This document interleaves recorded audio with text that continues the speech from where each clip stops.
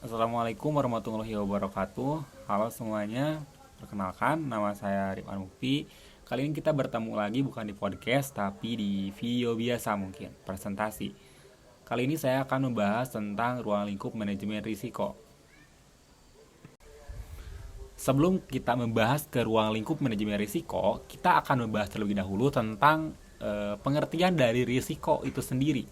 Nah, menurut ISO 3100, risiko didefinisikan sebagai efek ketidakpastian pada pencapaian tujuan. Ini mengacu pada kemungkinan bahwa hasil yang diharapkan dari suatu tindakan atau kejadian dapat berbeda dari yang diantisipasi. Kemudian, menurut Peter Drucker, seorang pakar manajemen terkenal, Peter Drucker, menggambarkan risiko sebagai hasil dari tindakan yang tidak tepat atau tidak berhasil.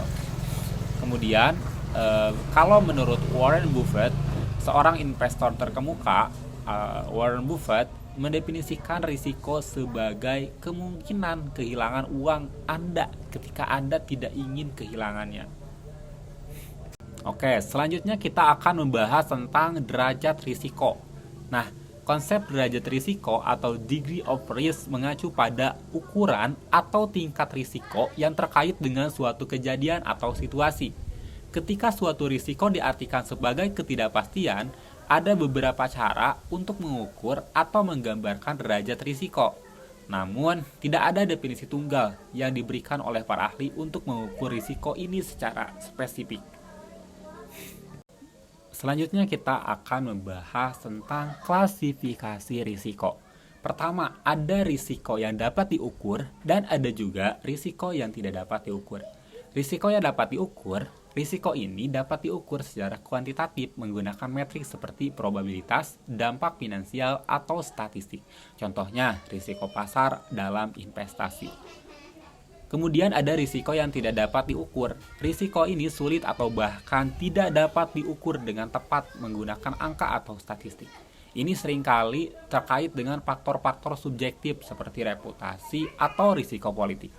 Kedua, ada risiko keuangan dan ada risiko non-keuangan.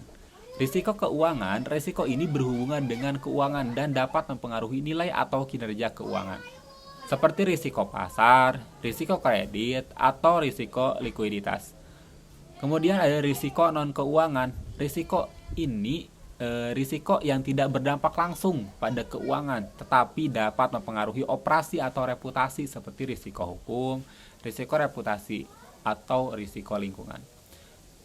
Ketiga, ada risiko statis dan risiko dinamis. Nah, risiko statis merupakan risiko yang cenderung tetap dalam jangka waktu tertentu dan tidak mengalami perubahan signifikan, seperti risiko suku bunga dalam pinjaman. Kemudian ada risiko dinamis, yaitu risiko yang dapat berubah seiring waktu, seperti risiko pasar yang berfluktuasi. Kemudian yang keempat ada risiko fundamental dan risiko khusus.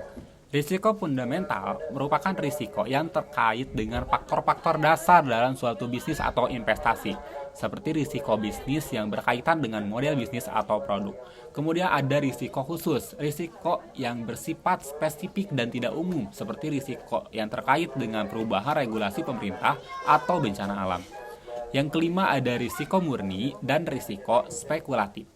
Nah, risiko murni merupakan risiko yang mengancam kerugian atau dampak negatif tanpa potensi keuntungan, seperti risiko asuransi yang melibatkan kerugian finansial.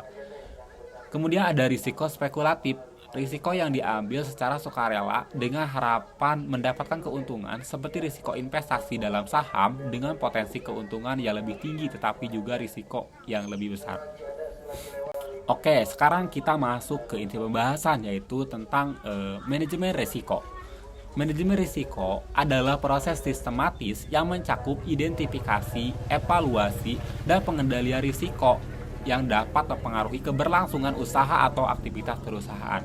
Ini melibatkan pendekatan terstruktur atau metodologi untuk mengelola ketidakpastian yang terkait dengan berbagai ancaman yang dapat mempengaruhi tujuan dan keberhasilan suatu organisasi.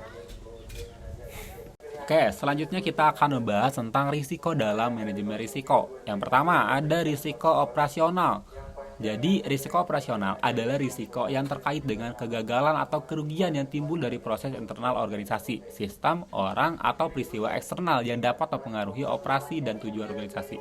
Contohnya, kesalahan manusia, kerusakan peralatan, pelanggaran keamanan data, dan gangguan operasional. Kedua, ada risiko hazard. Risiko hazard merupakan risiko fisik atau risiko insiden. Adalah risiko yang terkait dengan peristiwa atau kondisi fisik yang dapat menimbulkan kerugian. Ini sering berkaitan dengan bencana alam, kecelakaan, atau insiden lainnya yang dapat mengancam keselamatan atau properti. Contohnya gempa bumi, kebakaran, banjir, dan kecelakaan industri. Ketiga, ada risiko finansial. Risiko finansial adalah risiko yang terkait dengan fluktuasi nilai aset keuangan atau kewajiban keuangan yang dapat mempengaruhi kondisi keuangan suatu organisasi. Contohnya, risiko pasar atau perubahan suku bunga, fluktuasi mata uang, perubahan harga saham. Kedua, ada risiko kredit atau default klien atau peminjam, dan risiko likuiditas atau ketidakmampuan untuk memenuhi kewajiban keuangan. Keempat, ada risiko strategis. Risiko strategis adalah risiko yang terkait dengan keputusan strategis. Contohnya, perubahan dalam pasar atau persaingan yang dapat mengganggu strategi bisnis, ataupun perubahan dari regulasi pemerintah yang mempengaruhi industri, atau kegagalan dalam pelaksanaan rencana strategi bisnis. Oke, next. Selanjutnya kita akan membahas tentang risiko perusahaan bisnis dan risiko perusahaan keuangan. Pertama, kita akan bahas tentang jenis risiko perusahaan bisnis. Risiko bagi organisasi perusahaan pada umumnya bersumber dari unsur ketidakpastian atau uncertainty yang menyebabkan tertekannya profitability atau bahkan dapat menimbulkan kerugian. Ada 4 jenis risiko utama dalam bisnis. Pertama, risiko keuangan berkaitan dengan fluktuasi nilai aset dan kewajiban keuangan yang dapat mempengaruhi profitabilitas seperti risiko pasar, risiko kredit, dan risiko likuiditas. Kedua, ada risiko operasional. Ini terkait dengan kegagalan atau kerugian yang timbul dari proses internal, sistem, orang, atau peristiwa eksternal yang dapat mempengaruhi operasi bisnis. Ketiga, ada risiko strategis. Timbul dari perubahan lingkungan bisnis atau keputusan strategis yang dapat mempengaruhi kemampuan organisasi mencapai tujuan jangka panjangnya. Dan keempat, ada risiko eksternalitas, berasal dari faktor-faktor di luar kendali organisasi yang dapat mempengaruhi seperti perubahan regulasi, peristiwa politik, atau bahkan lingkungan. Oke, selanjutnya yang terakhir, ada jenis risiko perusahaan keuangan. Risiko-risiko dalam perusahaan keuangan adalah aspek kritis dalam manajemen risiko. Berikut adalah beberapa jenis risiko keuangan yang seiring dihadapi oleh perusahaan keuangan.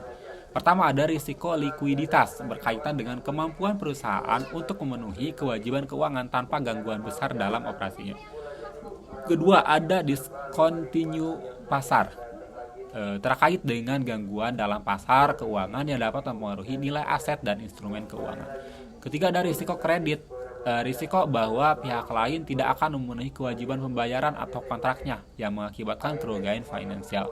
Keempat, ada risiko regulasi terkait dengan perubahan dalam peraturan pemerintah atau lingkungan regulasi yang dapat mengakibatkan kerugian finansial. Kemudian ada risiko pajak. Nah, risiko pajak berkaitan dengan perhitungan dan kewajiban pajak perusahaan termasuk perubahan dalam tarif pajak.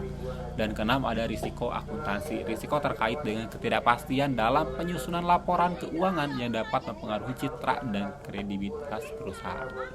Nah, mungkin itu aja yang bisa saya sampaikan di kesempatan ini. Sampai jumpa di konten selanjutnya.